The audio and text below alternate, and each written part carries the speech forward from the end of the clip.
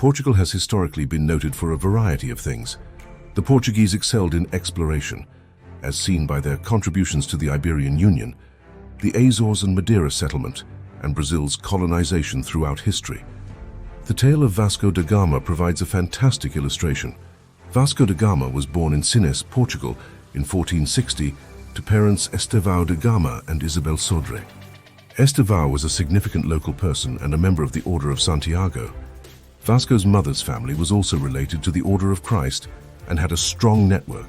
Although little is known about the future explorer's boyhood, he joined the Order of Santiago to carry on his father's heritage, which would be helpful in the future. After becoming king, John II of Portugal had a strong attachment to the order.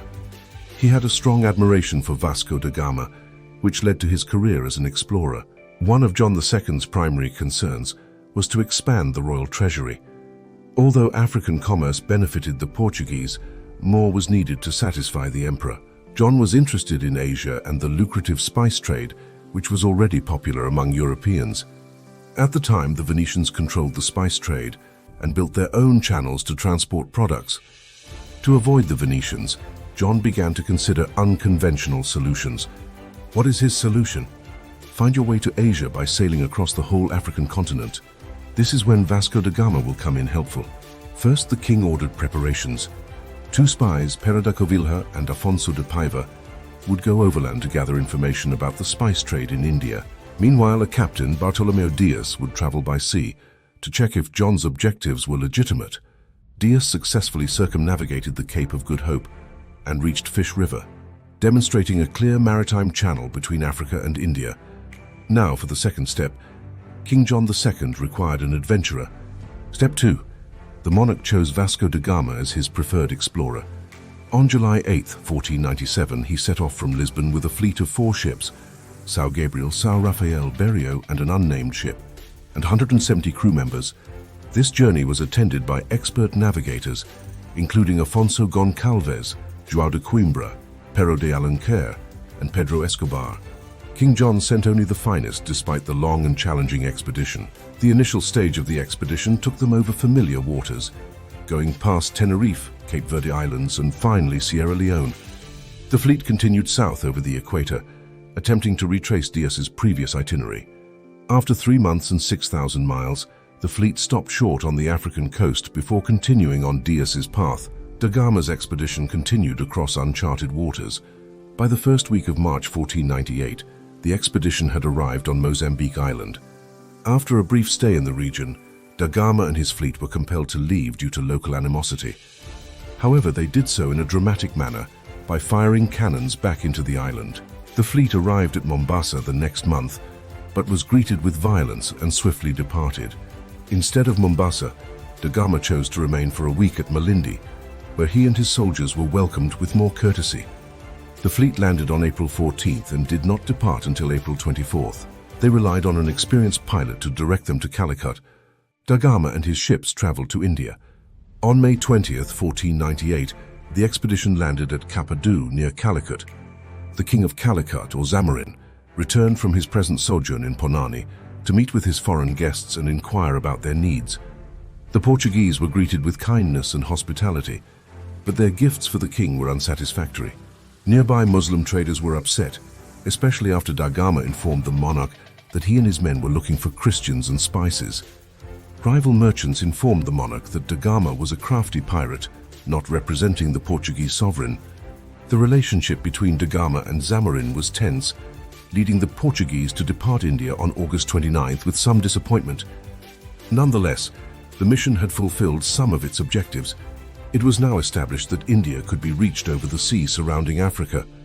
Da Gama was anxious to return home, but the monsoon winds were against them as they attempted to sail back to Portugal, making the job more difficult than the expedition to India.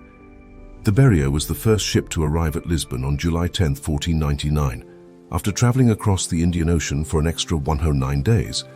The São Gabriel returned soon after, but Da Gama did not arrive in Portugal until late August.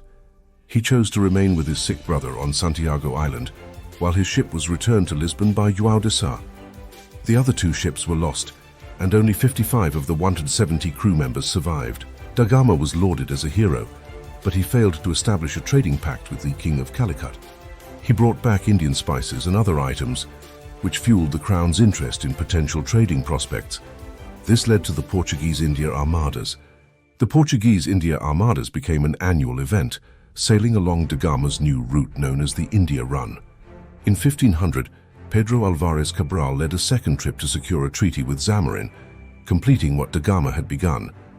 After an armed battle between Calicut and the Portuguese, da Gama led the Fourth India Armada in 1502, despite previous failures.